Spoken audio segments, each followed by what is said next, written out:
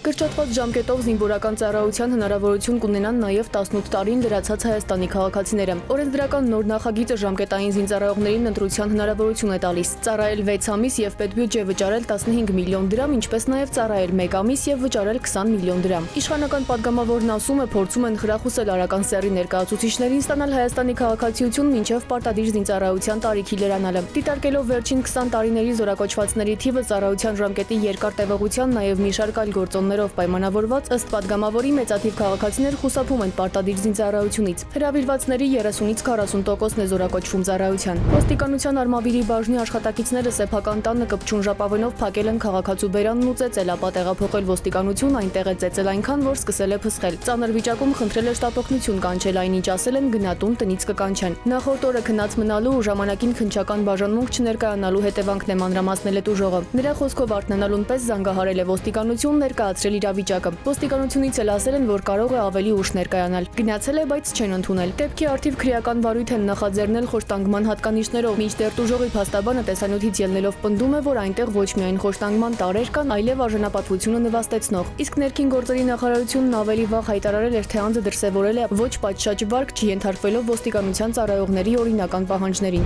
Աբովյան փողոցի սրճարաններից մեկում տղամարդու դի են հայտնաբերել։ Դեպքը տեղի է ունեցել մայիսի 11-ին ժամը 20:30-ի սահմաններում։ Տատաբժշկի նախնական եզրակացության համաձայն արտաքին զննությամբ դիակի վրա բռնության հետքեր չեն հայտնաբերվել։ Դեպքի փաստով նախաձեռնվել է քրեական վարույթ։ Երևանի Պուշկինի անվան դպրոցի մի խումբ ծնողներ առավոտից կրկին բողոքի ակցիա են իրականացրել դպրոցի բակում, այնուհետև գնացել ԿԳՄՍ նախարարության շենքի մոտ ու փակել փողոցները։ Ծնողների խոսքով իրենց պահանջը մնում է անփոփոխ, տնօրենի պաշտոնում վերականգնել Նատալիա Ստեփանյանին։ Կրթության, գիտության, մշակույթի եւ սպորտի նախարարությունից էլ հայտնել են, որ Ստեփանյանը չի անցել ատեստավորման հարցազրույցի փուլը եւ սկսել է դրա արդյունքների բողոքարկման գործընթացը։ Արջուտ գյուղում բարձրավոլտ էլեկտրասյան լարերը պոկվել ընկել են, ինչի հետևանքով մահացել է հովիվը, որն այդ հատվածում խոշոր եղջերավոր անասուններ արածացնելիս է եղել։ Դեպքը տեղի ունեցել Լոռու մարզում ժամը 14:50-ի սահմաններում։ Նախնական տեղեկություններով տղամարդը էլեկտրահարվելու հետևանքով է մահացել։ Սատկել են մի քանի խոշոր եղջերավոր անասուններ։ Իրավապահները պարզում են մահացածի նաև սատկած խոշոր եղջերավորների սեփականատիրոջ ինքնությունը։